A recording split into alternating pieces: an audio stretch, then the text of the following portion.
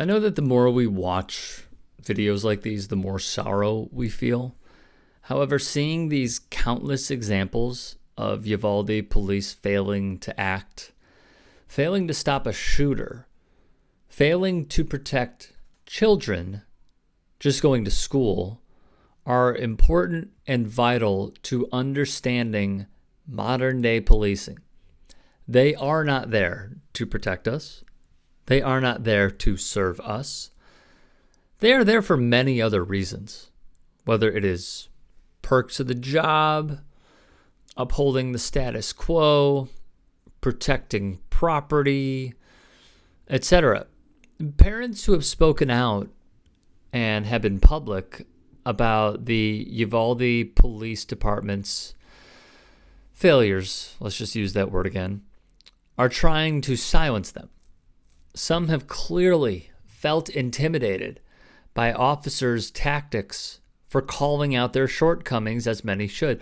Others were frustrated with the lies, the deceit, the cover-ups from the Uvalde PD. Texas Governor Greg Abbott, completely bought by the gun lobby, did not attend a single funeral. In the days following the massacre, Abbott praised Uvalde police for their bravery in fighting the gunman. Of course, as we know, police waited and waited and waited. News outlets had to mute the sounds of the screams from children as police stood idly in the hallway.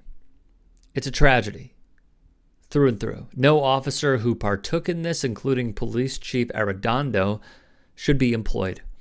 Even with all that said, there is one man who has lended a helping hand, and that man is one of the greatest athletes ever, college football Hall of Famer Bo Jackson.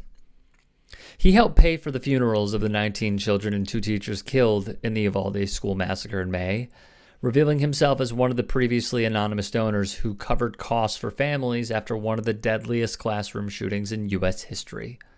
Jackson, whose rare success in both the NFL and Major League Baseball made him one of the greatest and most marketable athletes of the 80s and 90s, told the AP that he felt compelled to support the victims' families after the loss of so many children. I don't know if it's because I'm getting old, said Jackson, a father of 3 and a grandfather as he nears 60.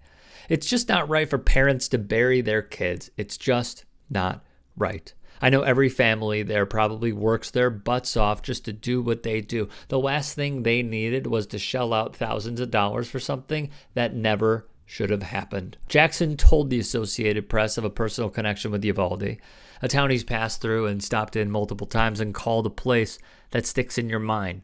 Jackson said he does not want to turn this into anything but what it is. But the Heisman Trophy winner also noted the increased frequency of school shootings in the U.S. The last thing you want to hear is there's an active shooter in your child's school, Jackson said. It's happening everywhere now. 3 days after the shooting, Jackson and a close friend flew to Uvalde, briefly met with Abbott, and presented a check for $170,000 with an offer to pay for all funeral expenses. Abbott announced it as an anonymous donation during a May 27th news conference about aid the state was giving victims. We didn't want media, he said. No one knew we were there. He would tweet, "America, let's please stop all the nonsense. Please pray for all victims. If you hear something, say something. We aren't supposed to bury our children. I'm praying for all of the families around the country who have lost loved ones to senseless shootings. This cannot continue." Jackson's donation marks the latest example of his charitable efforts. He runs the annual Bo Bikes Bama event, a bike ride raising money for the governor's emergency relief fund in Alabama, and his Give Me a Chance Foundation hosts youth sports camps and leagues across the country. All right, look, y'all, there's no getting around it. It is a dark, gruesome, tragic, horrible story, inhumane story of what happened in Uvalde. I have refrained from giving any quotes from Texas Governor Greg Abbott because we have seen his actions or lack thereof, and we know where he's coming from. What Bo Jackson did was great. He is right that no one should have to bury their children. But you know what else should happen?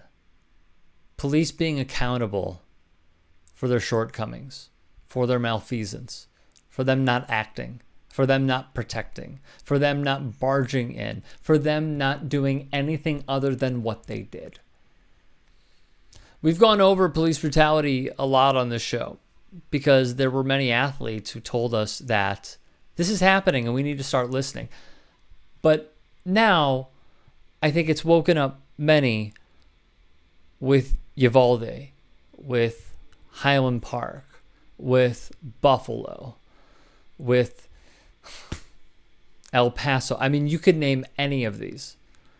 But the one thing that remains a staunch criticism and should be a harsh rebuke to whatever police chiefs, commanders, governors say when they try to cover for the failures that occur in policing is accountability.